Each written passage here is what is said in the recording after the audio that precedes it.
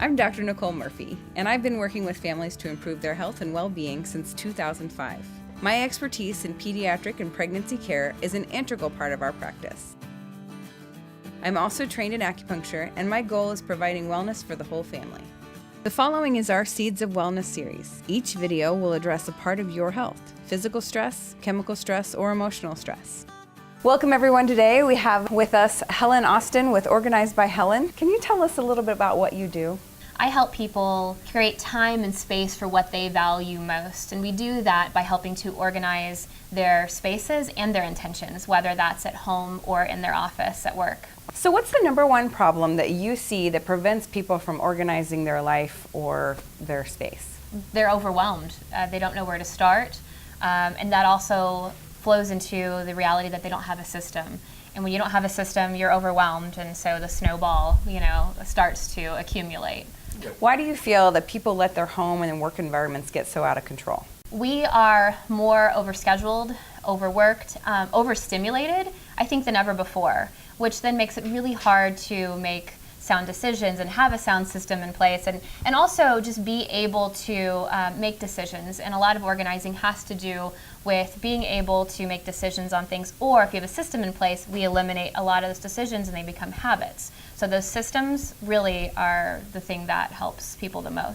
When you meet with a client, what's the first steps you do to help them become organized? It's actually not about the stuff. I want to know what life would look like for them if they felt like their homes or their workspaces or their life was organized, because that's going to help with the motivation for doing the work and catching up on the clutter and then implementing a better workflow system in their home or office. Right, that makes sense. I'm sure it's like you have that uncomfortable stage in the beginning for all of the rewards later. Just getting to know them and making sure that we know what direction that's going to go, and then getting our hands dirty and getting to work on just sorting things and addressing the clutter, and it all starts from there. And I watch people feel empowered very quickly once they start to see just some level of visible progress. Awesome. How is being organized important to your health? Being organized reduces your stress. And as we've recognized earlier, we're all a little stressed out, I think more so than maybe we have been ever in probably some of our history, even though technology makes us think we are, but we're more so than ever. And when you know where stuff is and you're not having to make constant decisions, we actually experience a whole lot less stress.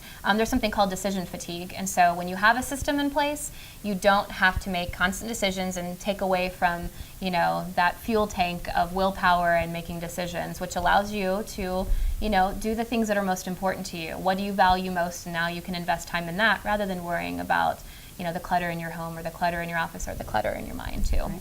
And I'm sure having that gives you more time. Like you have more time in the long run. It does. Right. It will come back to help you to be able to do the things that you really want to be doing. When we're stressed out about our spaces, we're stressed out about our list, we're stressed out about all the things we need to be doing, especially visual to-do lists, which is what being cluttered and disorganized is. It's even more stressful. Then we're not doing the things that we love, and life is short. And so if we can implement better systems in our homes, and I help do that, then we can help you become less stressed almost immediately. So do you come in and just organize the home for them, or are they a part of the process? Both. A lot of times I suggest I'd rather have my clients there and working one-to-one with them. I have some that work one-to-one the entire time. I have some that check in and out. I have some who are taking care of children, or their health is such that they can't engage the whole time. We can accommodate just about any situation, and you can be completely out of the picture, but you need to be reachable, because I need to be able to ask you questions, which would be a lot of it. Do you find that people have better long-term results when they're involved, or is it both? Does that matter? It just depends on the person. So a lot of us have different tendencies in how we follow through and keep up with certain systems and such. So it just depends on the individual, and I can identify that pretty well from my counseling background. So I kind of have an idea of what I'll suggest if it means that you may need a maintenance program, which means we come in and can help you kind of play catch up, or that accountability does a lot for people too. And there are some where they'll meet with us once, we'll get a system in place, and they are off and running, and they're great. They just needed the guidance. Yeah. Okay. So it can vary greatly. Yeah, that makes sense. Mm-hmm. How often do you recommend people reorganize their homes? I have two ways to answer that. One, organizing preferably should not always be an event. So if you have a system in place, it's something that you're keeping up with, and that maintenance is built into the system itself that's happening on a daily or maybe weekly basis. However, there are things like your paper files. There are some things that require a yearly, you just write it on your calendar, make it an event, and you do that. And if you do that yearly, it's not an overwhelming, like, this is going to take my whole Sunday. It's just going to take a small amount of time because you've already set up a system to make it not overwhelming later. So preferably, it's not an event. It's a part of your lifestyle. Awesome. Helen, thank you very much for being with us today. I do want to tell everyone else to be sure and catch part 2 where we focus mostly on the kitchen.